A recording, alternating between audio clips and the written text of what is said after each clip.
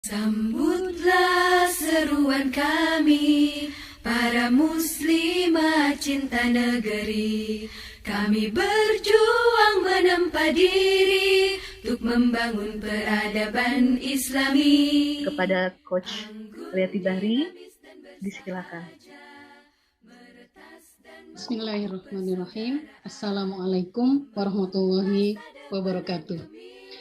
Apa kabar Mujahidah Salimah semuanya, sahabat-sahabatku? Baik. Suatu kehormatan bagi saya ya diundang oleh teman-teman Salimah.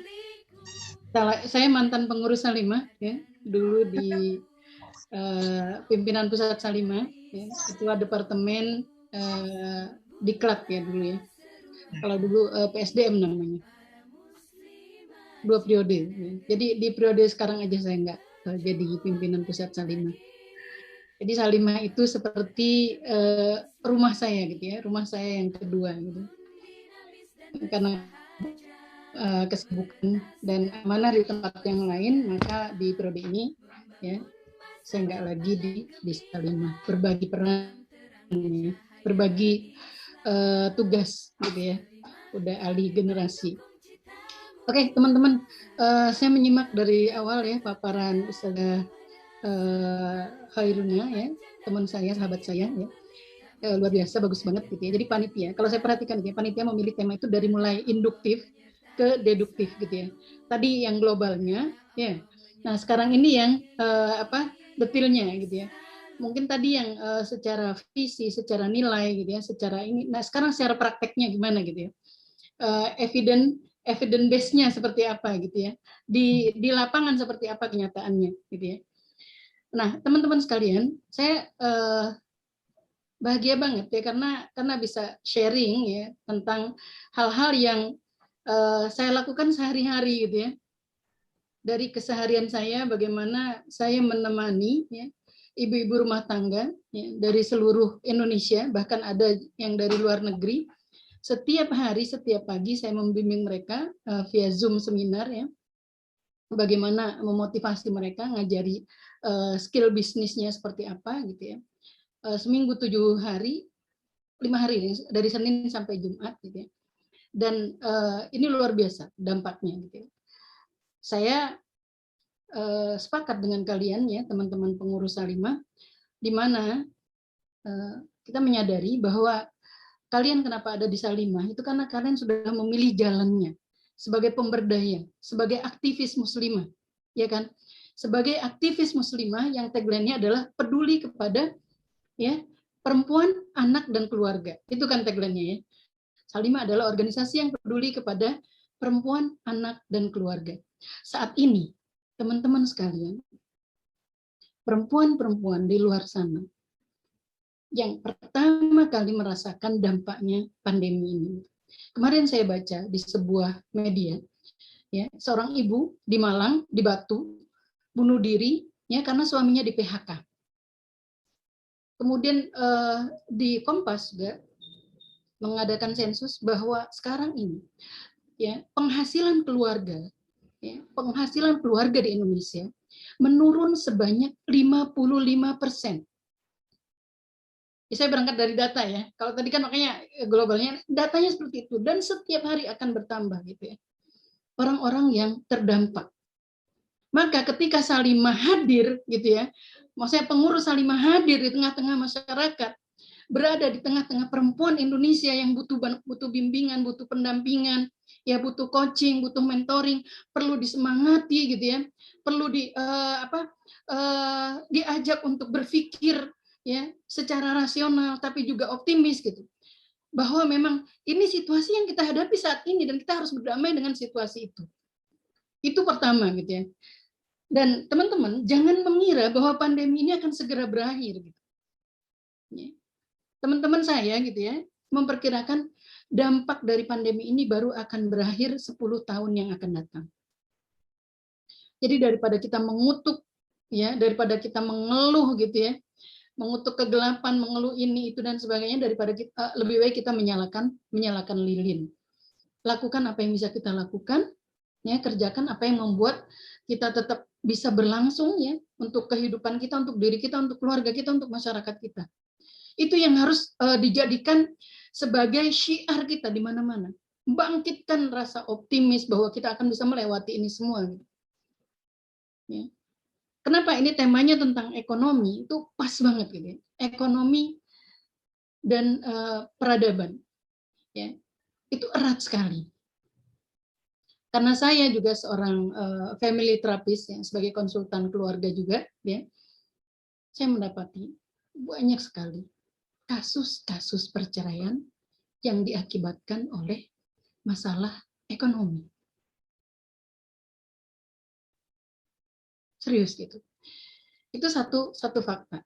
Fakta yang lainnya adalah, teman-teman, kenapa misalnya Salimah ya sebagai institusi, sebagai organisasi yang tagline-nya peduli pada perempuan, anak dan keluarga harus hadir di tengah-tengah masyarakat untuk menjawab ya problem ini gitu ya. Karena ya setiap hari gara-gara ekonomi juga menyebabkan terjadinya KDRT.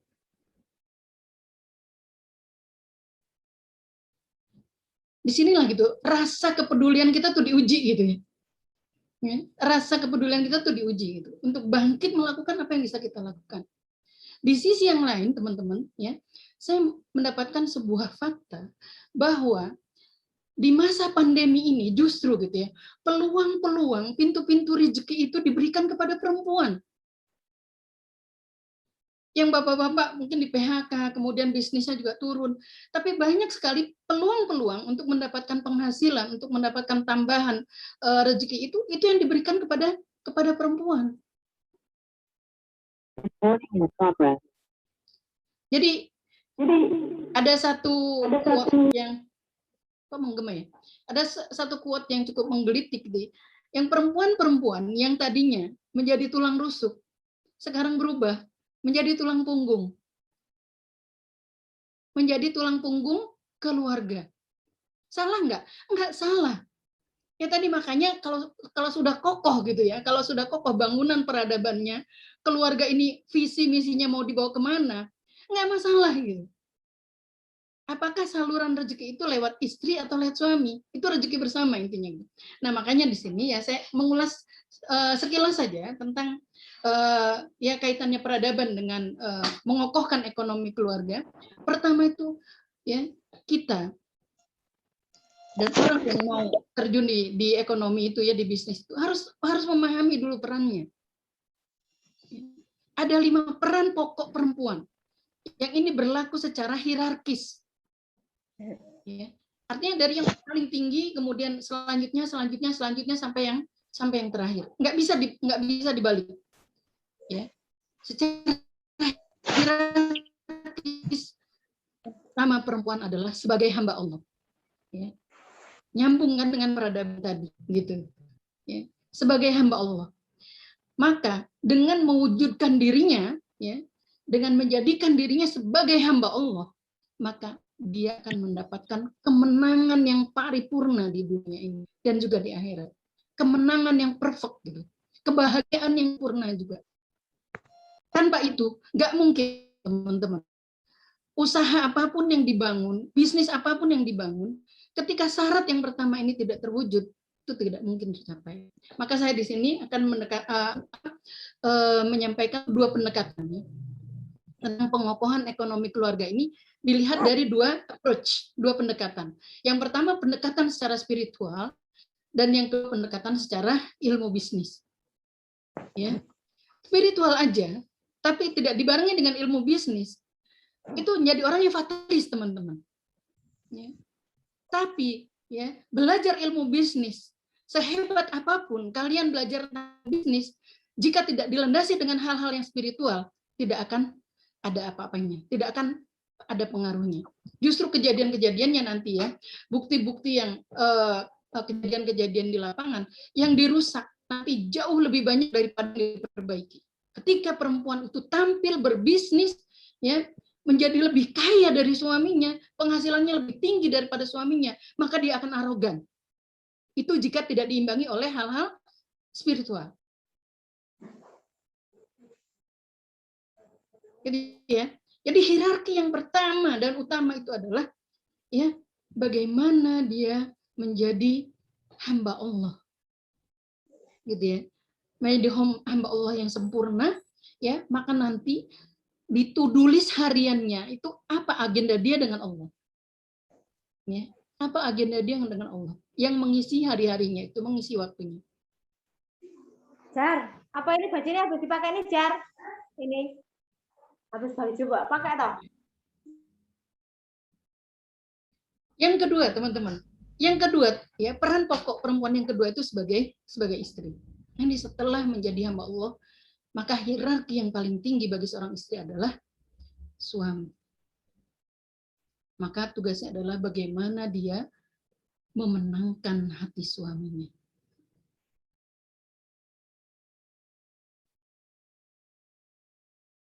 Ya. Jadi yang kedua apa? Memenangkan hati suaminya. Ya. Karena apa? Karena tadi ya, lagi-lagi fakta tadi bahwa di luar sana ketika sudah sukses secara ekonomi, ya, perempuan ini menginjak-injak suaminya.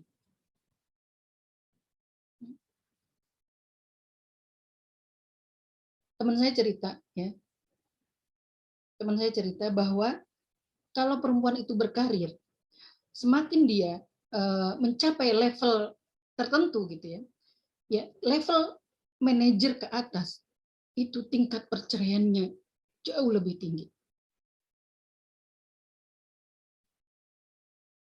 Ya. Nah tentu saja kita nggak mau seperti itu. Gitu.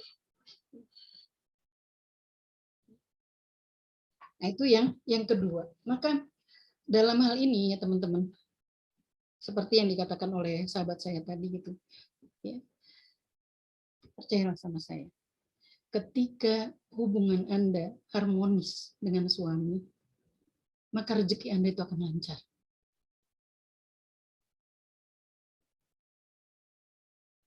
Ketika Anda mendapatkan ridho dari suami, ya, untuk bisnis Anda, maka rezeki itu akan mengalir. Ya. Jadi kata kuncinya untuk mengokohkan keluarga ini, ya, sudahlah, ngalah saja gitu. Ngalah saja sama suami itu, ambil yang bawah gitu. Ya. Jangan bertengkar dengan suami, jangan ribut sama suami. Ya. Karena kalau kalian tuh ribut sama suami itu akan menghalangi rezeki kalian. Ya. Semakin kita ya ngalah sama suami, semakin kita harmonis sama suami, ya, insya Allah semakin berkah bisnisnya, semakin lancar rezekinya.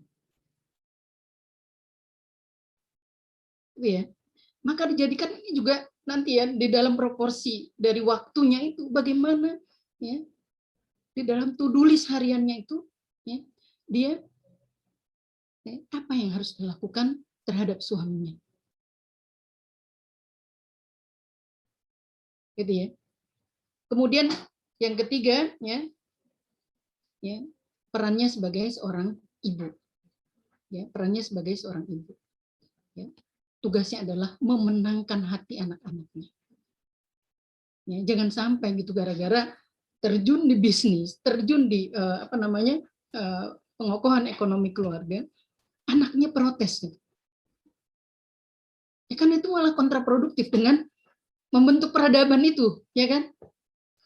Jadi ya, keluarga sebagai benteng untuk membentuk peradaban. Dan yang ketiga, peran kita sebagai seorang anak.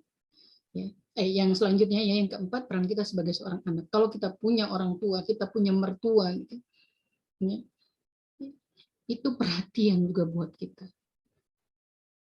Gitu ya. Mertua itu sama saja dengan orang tua. Jangan pernah membeda-bedakan antara mertua dengan orang tua kandung. Ya, mertua itu sama dengan orang tua. Perlakukan juga perlakukan yang adil, perlakuan yang sama, perlakuan yang adil, rasa hormat yang sama. Jangan pernah membeda-bedakan. Dan yang kelima baru ya teman-teman, yang kelima baru ya peran kita sebagai anggota masyarakat, peran kita di dalam sebuah organisasi, termasuk peran kita di dalam melakukan aktivitas bisnis gitu ya, aktivitas ekonomi, pengukuhan keluarga dan sebagainya. Itu adalah hierarki yang kelima. Jangan sampai kebalik gitu ya. Itu dijadikan yang utama, yang lainnya tidak mendapatkan porsi yang seharusnya. Ini ya teman-teman sekalian. Jadi apa yang kamu lakukan dalam 24 jam itu, dalam keseharian itu menjadi to-do list kalian, ya, menjadi agenda harian kalian, ya, menjadi daily activity kalian, mulai dari bangun tidur sampai tidur lagi. Harus punya to-do list itu. Dan di masa pandemi ini, teman-teman sekalian, ya, karena kita dibatasi, apalagi Jakarta sekarang ya, dan semuanya sih saya rasa ya, Jakarta Bali kena PPKM ya, sudah mulai di mana-mana dihadang itu, nggak boleh keluar Jakarta, dan yang dari luar juga nggak boleh masuk Jakarta gitu ya. Itu udah dijagain polisi itu sekarang itu. Gitu. Maka pilihannya memang sekarang ini kalaupun mau melakukan bisnis adalah ya bisnis yang bisa dilakukan dari rumah tanpa harus keluar rumah. Itu apa? Bisnis online gitu. Bisnis secara online. Nanti kita akan lihat ya betapa peluangnya luar biasa gitu ya. Peluang bisnis online itu luar biasa. Oke. Ya, itu tentang peranan. Sekarang slide yang kedua yaitu tentang bisnisnya. Sekarang pendekatan secara bisnisnya ya. Kalau misalnya teman-teman sudah memahami hierarkinya, gitu, kedudukan seorang perempuan di dalam Islam dan bagaimana menjalankan peran-peran kesehariannya, ya, maka ilmu bisnis, ilmu strategi, ilmu yang lain-lain gampang banget. Insya Allah gampang dicernanya.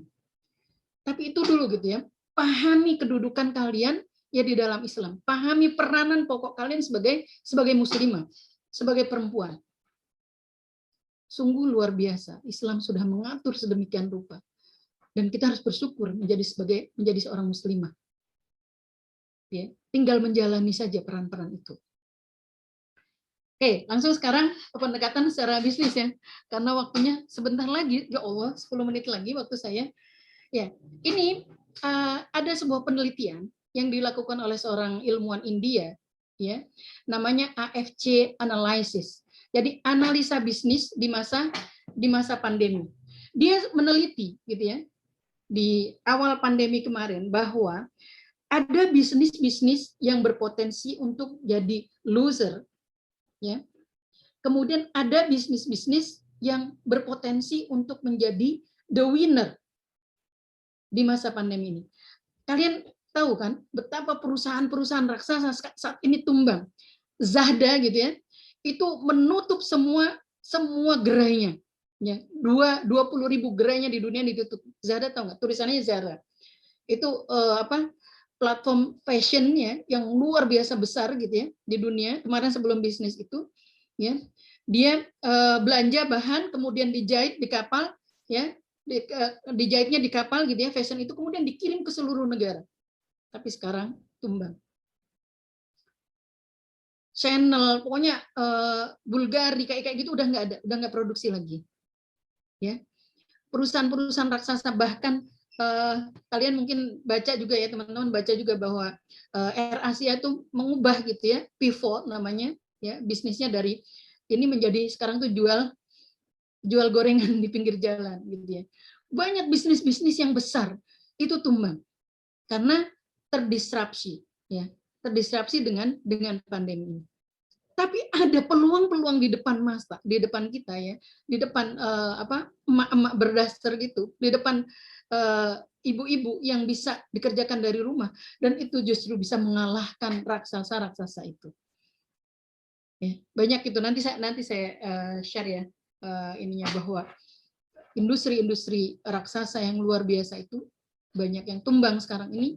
Tapi justru yang small gitu ya, yang small itu yang industri-industri yang kecil, yang bahkan home industry dan sebagainya itu mereka lincah, ya lincah bisa bergerak kemana-mana gitu ya. Dan ini dibuktikan ya bahwa teman-teman sekarang seller di marketplace yang menjual di marketplace itu jumlahnya adalah 80 juta. 80 juta akun di marketplace yang jualan barangnya di online. Ya. Dan transaksi di marketplace itu ya setiap bulan itu 9 triliun, teman-teman.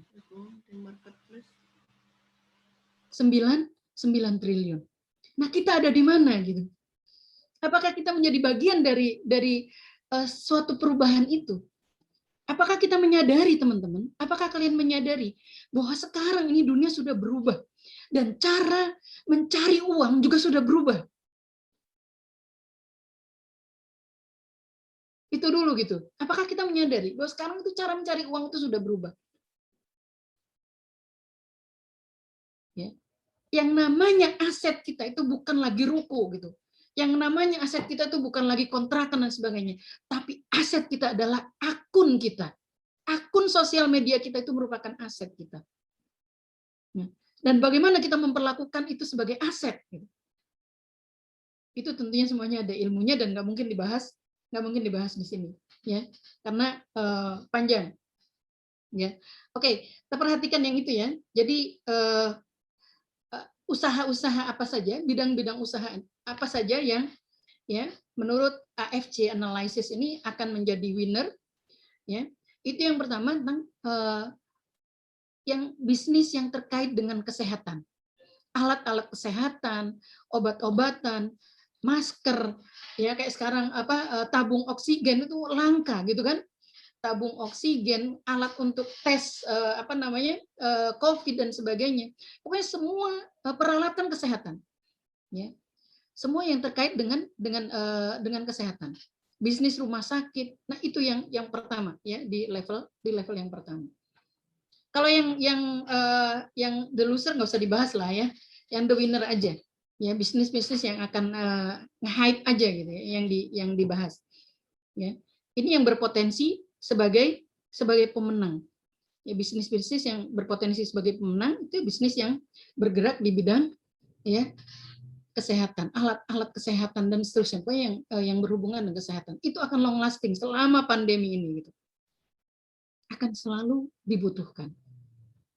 Kemudian yang kedua, bisnis yang bergerak di personal care, kebutuhan pribadi, ya, untuk perawatan pribadi.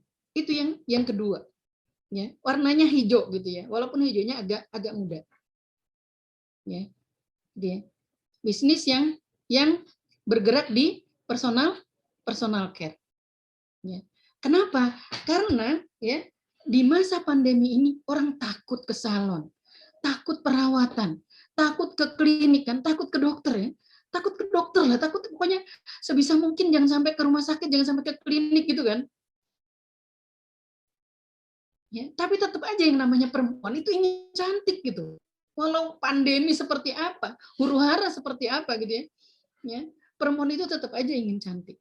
Maka ya skincare itu menyumbang 7,7 triliun ya dari omset yang ada di online. Bayangkan itu, produk-produk skincare justru laris manis di masa pandemi ini. Ya, nilainya ya nilai omsetnya itu 7,7 triliun.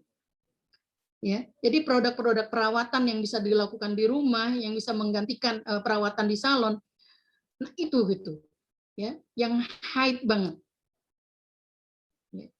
Kemudian yang ketiga produk herbal, ya, kemudian produk teknologi, ya, hiburan kayak Netflix gitu kan, orang banyak ini ya, orang banyak waktu luang gitu ya. Netflix itu melonjak tajam gitu ya ininya omsetnya. Tahu Netflix teman-teman, film ya, langganan film yang berbayar itu Netflix itu berkali-kali lipat. Dan kemudian yang selanjutnya itu makanan ya, makanan olahan yang bisa frozen gitu bentuknya. Ya. Jadi di pandemi ini makanan olahan yang orang akan lebih seneng masak di rumah gitu karena punya waktu gitu ya.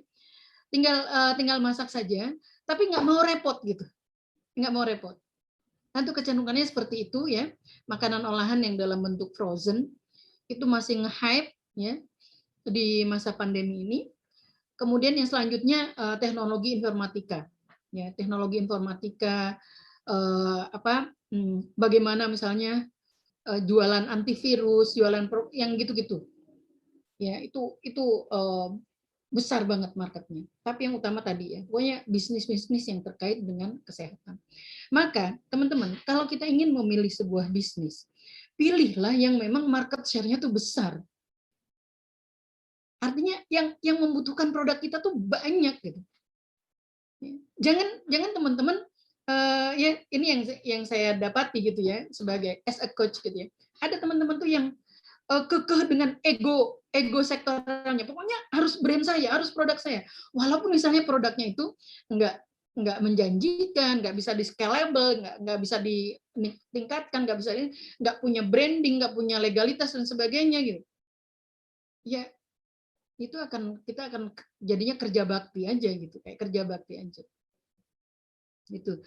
Maka teman-teman ya secara ilmu bisnis ketika teman-teman ingin masuk ke dalam bisnis di masa pandemi ini, pilihlah bisnis-bisnis yang berpotensi untuk menjadi the winner. Gitu ya teman-teman ya. Kira-kira sampai di sini bisa dipahami? Karena sudah habis ini waktunya, Masya Allah ya. Ya ini hanya stimulan saja teman-teman ya. Mungkin kalau ingin berbincang-bincang lebih lanjut ya, tanya jawab dan sebagainya ya. Bisa kita lanjutkan di sesi berikutnya. Tapi yang jelas teman-teman, apapun bisnisnya, apapun strateginya, ya kata guru bisnis saya gitu ya, kata mentor saya mengatakan bahwa bisnis itu 95% itu karena faktor mindset. Ya. Yang penting itu kita memiliki mindset, ya mindset sebagai pebisnis. Kita menginstall mental kaya dulu gitu ya. Mental kaya itu yang jauh lebih penting itu bagaimana kita menginstall mental kaya di dalam pikiran kita. Karena bisnis is about mindset 95%. Dan yang terkait dengan skill, gimana caranya posting ini dan sebagainya, skill itu hanya 5% saja. Perannya 5% saja gitu. Ya. Maka selama kita siap untuk menjadi orang yang open mind ya, memiliki growth mindset bertumbuh, mau belajar, mau menyesuaikan dengan situasi yang terkini gitu ya. Yang belajar tentang apa platform yang lagi hype sekarang nih gitu ya. Platform sosial media apa sekarang yang lagi hype gitu. Yang lagi ramai dan sebagainya gitu. Selama kita memiliki growth mindset yang bertumbuh, insya Allah kita akan sukses.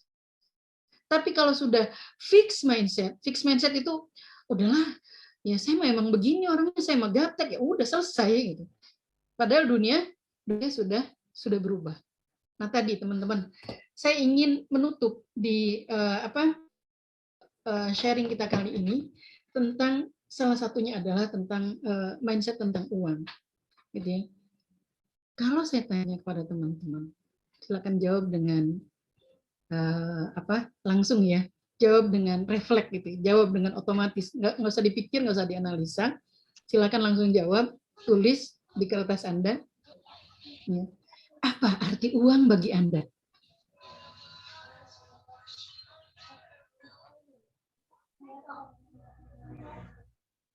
Apa arti uang bagi Anda? Ya. Ada yang bilang uang itu sumber penderitaan, uang itu sumber KDRT. KDRT dalam arti kurang duit ribut terus gitu. Jadi rumah tangga yang kurang duit ribut terus, kurang belanja, kurang mau bayar SPP ribut gitu, mau ini ribut terus. Ya. Uang penyebab KDRT. Kurang duit ribut terus. Ada juga ya, uang itu sebagai kebanggaan gitu ya. Nah ini pendekatan-pendekatan tentang mindset tentang uang itu kita bisa belajar ya dari level kesadaran seseorang. Bagaimana level kesadaran seseorang terhadap uang itu sangat menentukan perolehan dia dalam keseharian tentang uang juga. Orang yang punya pengalaman buruk tentang uang dari masa lalu gitu, di level kesadarannya itu di angka 75 gitu ya. Jadi teman-teman, ada sekarang namanya ilmunya ya, the map of consciousness, peta kesadaran. Dan kesadaran seseorang itu bisa diukur mulai dari 20 sampai dengan 700. Ya. Level kesadaran seseorang itu bisa diukur. Nah, juga kesadaran tentang uang, level kesadaran tentang uang, ya, level kesadaran tentang kesehatan gitu ya, pandangan dia, ya, kesadaran dia tentang kesehatan, itu semuanya ada ukuran-ukurannya. Nah, ini ilmu baru teman-teman, ilmu baru yang luar biasa, pokoknya luar biasa menarik ketika kita mempelajari tentang consciousness ini, gitu ya, consciousness ini tentang ilmu kesadaran ini. Kalau orang memandang uang di level pride itu 75 ya. Ya, pride itu 75, menganggap uang itu sebagai ya, simbol status gitu ya. Simbol status. Ya.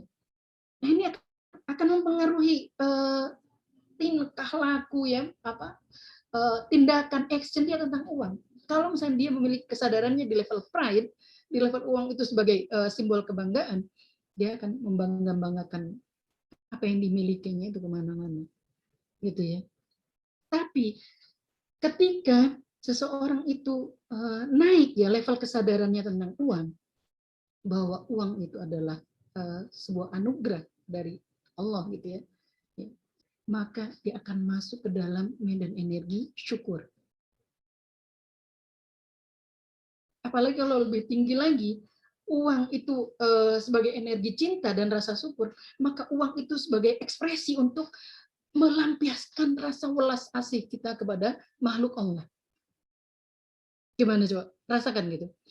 Uang sebagai ya, ekspresi, sarana ekspresi untuk ya, melampiaskan rasa kasih sayang kita kepada sesama hambanya. Itu kalau ya, level kesadaran tentang uangnya sudah di level love gitu ya, di angka 500. Nah, itu hanya stimulan saja, teman-teman. Sekali lagi karena waktunya sudah habis, ini pokoknya menarik banget. Nggak akan habis-habis gitu dibahas kalau saya boleh waktunya lebih gitu ya, menceritakan tentang bagaimana spiritual consciousness ya, kesadaran spiritual terkait dengan uang, terkait dengan kesehatan, terkait dengan keluarga, terkait dengan relasi, terkait dengan bisnis dan sebagainya. Itu membuat kita jadi bergairah, ingin menambah terus gitu, ingin menapaki level-level kesadaran itu gitu ya. Ingin belajar. Saya sekarang ada di mana ya level kesadaran saya dan menuju kemana? Gimana caranya saya bisa menaikkan level kesadaran itu gitu. Aku qouli hadza astaghfirullah li wa lakum billahi taufiq wal hidayah. Assalamualaikum warahmatullahi wabarakatuh. Meretas dan memupuk persaudaraan, membangun masa depan yang gemilang.